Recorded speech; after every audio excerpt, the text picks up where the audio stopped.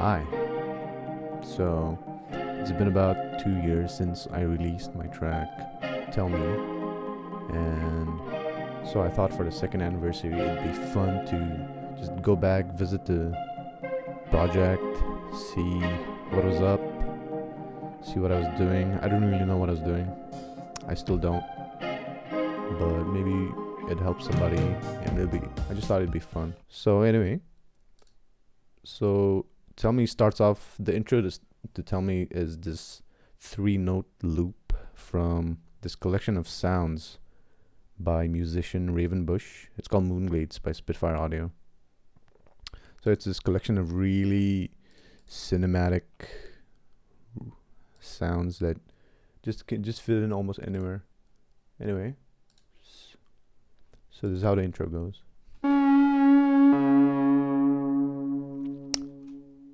That was not it. Somewhere here. Yeah, there you go. There it is.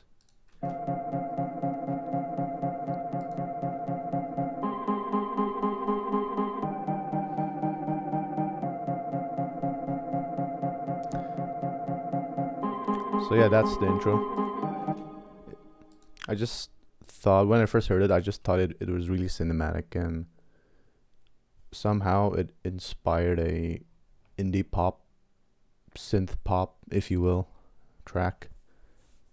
Well, somehow anyway. So that's the intro. Then I guess we can move on to the drums. Drums as a track, Tell Me is pretty simple. It's just drums, a bunch of synths, one guitar, and a bass. That's it. That's really it, and a bit of electric piano here and there. So yeah, the drums. So I like having all my drum sounds just separate, kicks on a different channel, snare on a different channel, and so forth. Here, so I have the kicks here. It's just a kick that I pulled from an Ableton sound library. So, and what I have here is this velocity randomizer. So it's this. So this is a recurring theme on all the drum channels here. Velocity here. So what it does, it just randomizes the velocity of the drums. So we all might have heard about humanizing your drums. So this basically helps achieve that. And then so kick, pretty simple, just a kick, a bit of EQ, well, a lot of EQ, but anyway. So this is how it sounds, the kick on its own without the EQ. So yeah, so the drums on their own, they sound like this.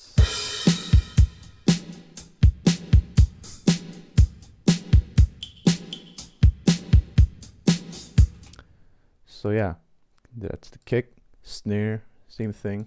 You've got the velocity randomizer. It's the same, guess you could call it a drum kit. Yeah, it's a drum kit. No EQ here, just utility. I think I automated the volume here. Anyway, drum, that's the snare. Pretty simple. And then I've got the hats. You ready? So the hats are from Spitfire Audio's free library, music library. This is from their drum set. Anyway, which I use elsewhere as well, which I'll get to in a minute. So the hats, it's pretty simple.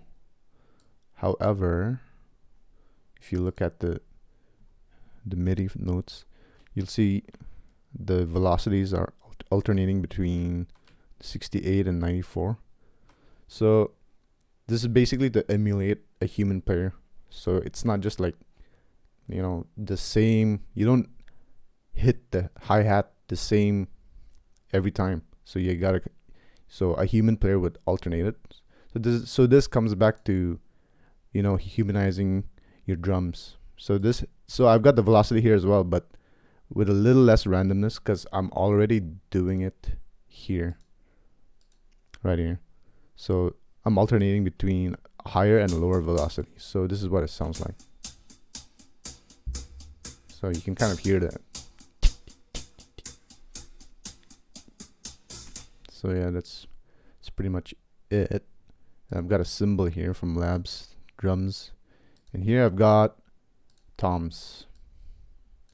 So the toms, these are the toms. That's it. That's the rolling intro into the drums. I've got this clave here. Oh, sorry, you know. So that's it. And yeah, those are all the drum sounds. It's pretty simple. So I've got my drum bus here, which I have. So yeah, this is also gonna be about how I mix the song. So gotta fly. Anyway, I've got Ableton's glue compressor. It's really nice to just gel everything together. It's good on buses. So let's listen to the drums. Threshold, attack, release, adjusted. Adjusted the threshold to just catch the peaks right here. And I've got a phaser utility as well. Utilities doesn't really need much explaining because I mostly just use it for, you know, to just automate volume here and there. That's about it. So the phaser just keeps things interesting, just keeps things moving, keeps the sound, massages the sound here and there, just keeps things interesting, but you don't want too much of it. So the dry wet, I've got it at 16. So anyway, so that's the drums. So that's basically the intro, and then here it comes. Pretty much it.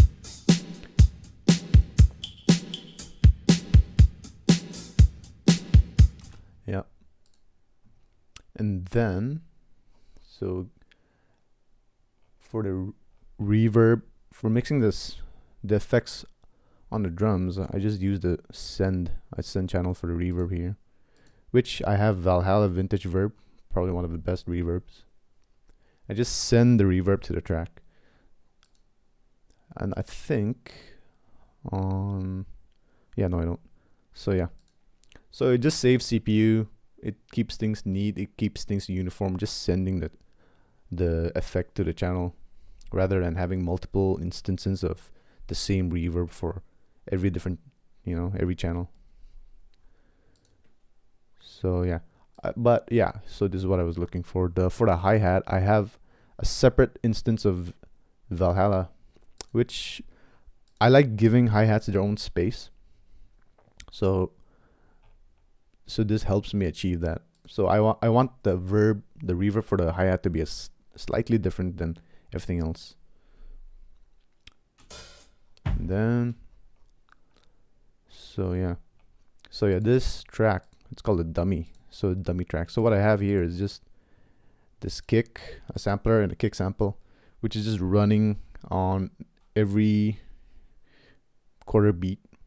So 1, 2, 3, 4. It's running on every beat here. So why I have this is because I use this to sidechain anything. So if I want something sidechained to the drums, to the kicks, for example, or if I want something sidechained in this particular timing, I'll use this, even though I may not have the actual kick on every beat, like throughout the whole song, so because it takes gaps here and there. So yeah, this is really useful. So I guess we can move on. So yeah, so this is where the magic happens. The synths. So the synths, I think these were a real bitch to make. I remember just, you know, sitting for about 3-4 hours just making the synths, like just getting the sound just right, because like I think producers would know, like sound selection is half of writing basically. So you have to nail the sounds. So yeah, I spent a good few hours just making these sounds, and I remember my ears just bleeding and totally fatigued. I couldn't even hear anything anymore. But yeah, thankfully it worked out. And then here you go. So I'll just play this for you. I think this is the main riff.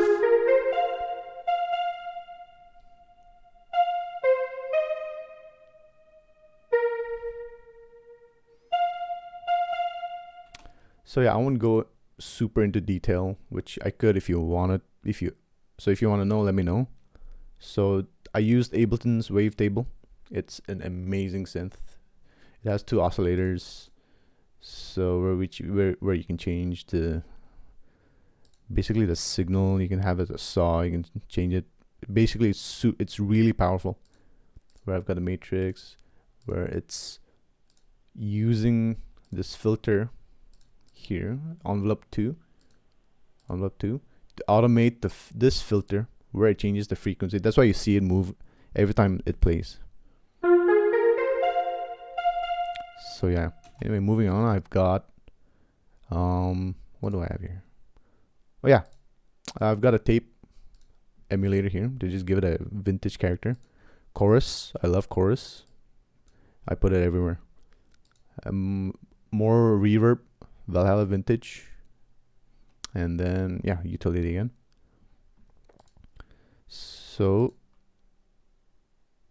I use this in this part of the song, in the intro and in the mid section here as well. This is just, yeah, a bunch of notes, 1 octave apart. That's it.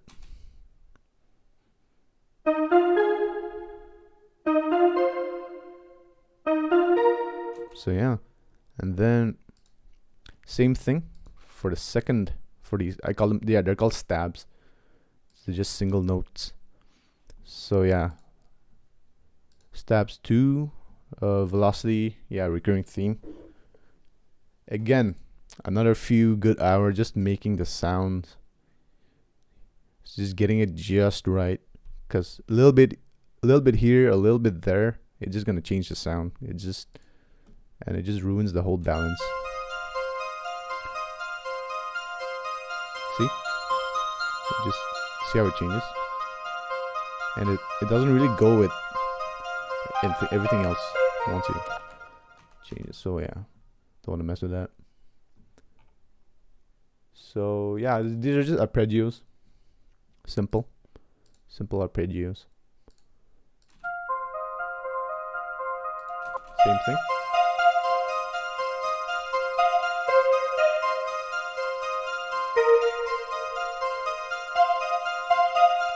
So yeah, and here it's just the same thing, but I just, I put a different section here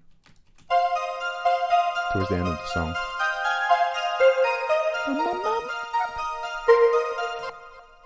So yeah, the synths on their own, I guess you could call the intro synth a synth. It counts. So this is basically the intro section.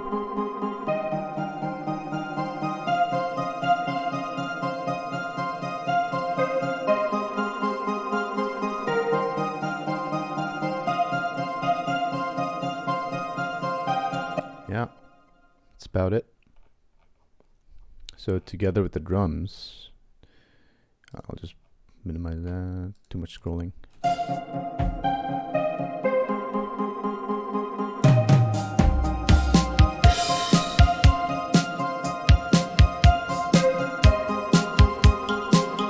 Yeah, that's with the drums. And then here, super simple, electric piano. So this is Velvet. I don't know who makes this. A11 Air Audio. Yeah, I think Air Audio. So really amazing electric piano. So many presets and sounds. I mean, I'm not even gonna use half of these. So this is what they sound like. Just really gentle, simple piano. So yeah, here I've got a basic EQ utility here with, so sometimes I use the utility to control the spectral image of the sound. So here I wanted it a little more mono. So I just reduced the width a bit. EQ, just took out some of the body because it was to make more room for the synths. Yeah, sound selection. Just increase the volume utility here and a slap back delay. Really subtle. You hardly hear it. So the keys along with the synths. That's what it sounds like.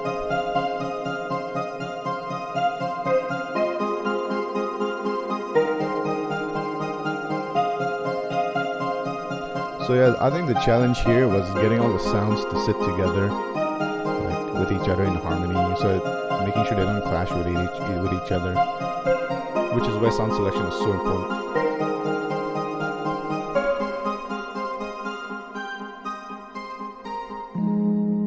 So I guess simple chord to end that section. So yeah, and moving on, I guess we can move on to the meat of the whole thing, the guitars. So yeah, holy shit. Okay, so what I did, so these are just simple, it's a clean guitar that I recorded, and what I did was, so why I have two channels here is because one is panned hard right and the other is panned hard left. And also you see this C right here, just if you move it to the right, it doesn't actually mean you're panning it to the right. What it means is it's just prioritizing the audio from the right channel more than the left. So if you actually want to pan something right, so you have to right click, select split stereo pan mode, and just either send it more left, more right. So yeah, quick tip. So yeah, one's hard left, this one's hard right. So the reason I did that is to basically create this wall of sound, like for the guitars. So it just creates this really wide, just fills up the whole audio spectrum when it comes to stereo image, at least.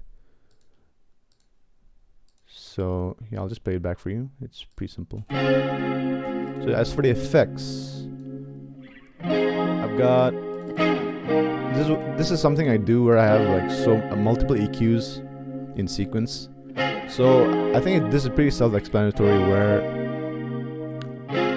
once I just adjust these frequencies here, maybe I want to bring back just a little more, of somewhere at around, say here, 198k, 200k, 200 hertz. I mean, sorry. So instead of messing with this one and just messing up the whole sound, I just pull up another EQ and I just boost it where I want or lower it where I want. So it just really helps, like I said, massage the sound. It gives you more control, basically. And input utility here.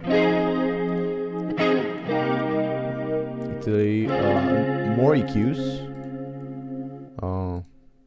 Yeah, more EQs.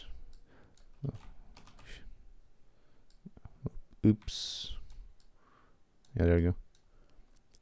More EQs here. And then another EQ right here. I don't really know why. Yeah. Anyway. Yeah, imager. Super important. To just just bring this. Since I panned it hard left, hard right, it was super wide. Sometimes that'll happen. So sometimes I just want to bring it slightly more towards the center. So rather than messing with the panning, I just use a stereo imager like this by Ozone's iZotope. It's one of the best. So just mono it up a little bit. So yeah, and this is a drum bus. It's used for drums, but the compressor is really nice, so it just helps control the guitar.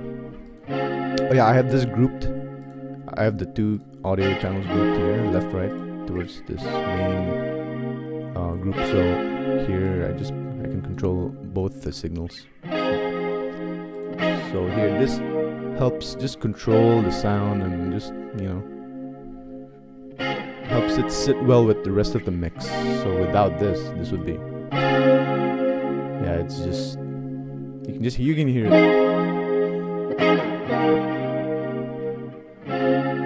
So it's a lot more tame, it's a lot more controllable. Vintage, yeah, tape emulator. Auto pan, but not actually for panning. I just wanted it to be for like tremolo, like an up down. Chorus, yeah, I love chorus. Like I said, vintage verb right here. Delay, where I only have the higher frequencies. Delayed utility. Auto filter, which we'll get to later. And then, so these are the guitars for the verse and the intros, if you could even call them that. And then for the actual, so the main part of the song, same guitar effects that I just copied over. I think so. The reason why I have this part in a different section is because I had to automate volume here and also the auto filter. So, and also I think some settings here and there were slightly different, but I'm pretty sure they're mostly the same. And I like just keeping things tidy and neat and having different sections on their own. So it just keeps things, yeah, like I said, it's easier to work with. It's easier to find in a project, because yeah, a clean project file is really important. It just helps save you time, saves you mental space, mental energy. So I'll just play this back for you. So the strumming patterns this one is slightly different here. So here I just have single strums that I automated, and so I increase the volume, and I have the auto filter on right here for this section of the song. And then the guitar comes in.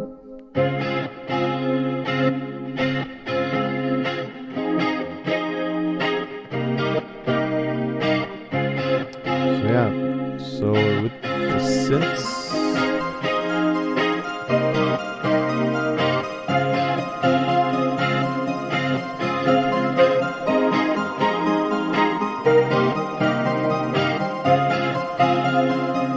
so yeah, again, I guess you could call this the second guitar actually, because this plays a slightly different thing compared to the first two.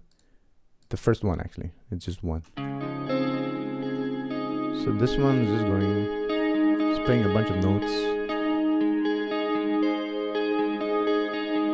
That's pretty much it. Utility, reverb here, utility again here. I'm monoing the signal here because I wanted this dead center. Because the rhythm guitars, they're really wide. So I wanted this to be in the center because I didn't want this to clash with the rhythm guitars. Compressor. And here. Pretty simple. Just auto pan, but not for panning, but for a tremolo effect.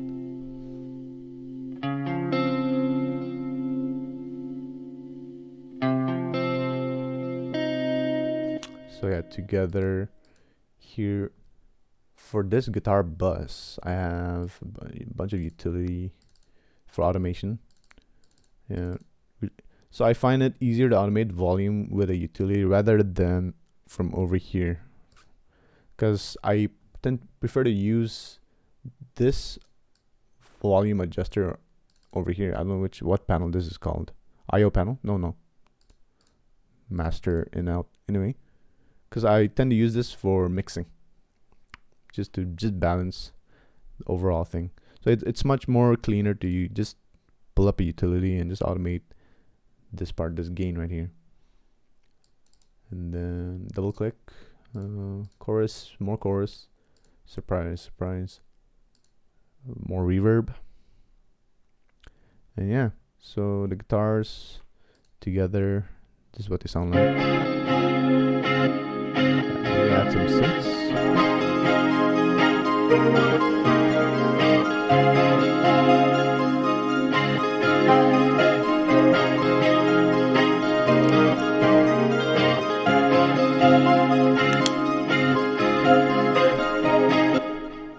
Okay, I think up last, bass guitar. There's nothing to it, just bass from Ableton's library, a bit of EQ, just cut out the high end and just reduce the volume, not volume, the body of the bass.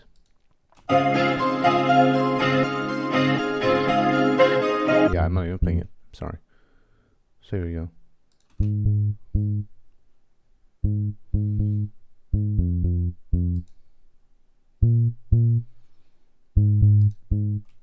So yep, that's it, that's the bass. So I wanted to reduce the bass around here. This is what, 93 hertz. So when it comes to, for example, say you hear a bass and you want to reduce the basically the body. So you say you hear a kick and you want to reduce the low end. So in the EQ, it's actually, the frequency is actually higher than you think. So if you want to reduce the lower end of any instrument, it's actually higher than you think. And the vice versa is true, where if you say you want to reduce the higher end, so for example hi-hats and all this stuff, hi-hats don't really exist around, they don't really stay around the 20 kilohertz, 18, 15 plus. They're mostly around the 5 to say 10 to 12. So that's where majority of the sound for hi-hats and hi-hat, the high frequency stays. So yeah, for a low end it's higher than you think. For high end it's lower than you think. So yeah, that's pretty much it. Yeah, I've got a bit of electric piano here towards the end. And yeah. So all together, so that's the bass. Maybe so the guitar pattern here. Slowly add everything.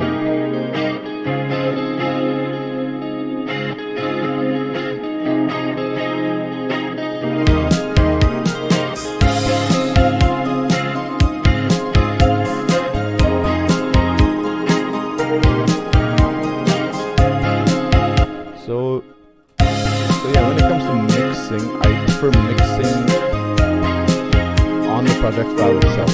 So within the project file itself, because it's much, I think it just saves you time. You don't have to bounce. I know that people like to do that. They just first bounce the audio onto the separate project file and then they mix there. But I prefer mixing in the project file itself, because if say this particular note, the velocity is a bit too high, it helps learning how to calculate reverb and delay timings, just to keep things from getting too muddy, getting washed out by effects. Yeah. So as for the overall structure of the song, I like writing music that, that kind of tells a story, that kind of goes here and there. So that's true for this track as well, even though it sounds somewhat straightforward and simple. It changes here and there, there's motifs going on. And yeah, so I just think music, at least to me, at least when it comes to my writing, I like writing music that tells people a story. Yeah. Yep, so that's pretty much how I made Tell Me. Hope you learned something. Hope it was fun watching. Yeah, see you in the next one, I guess.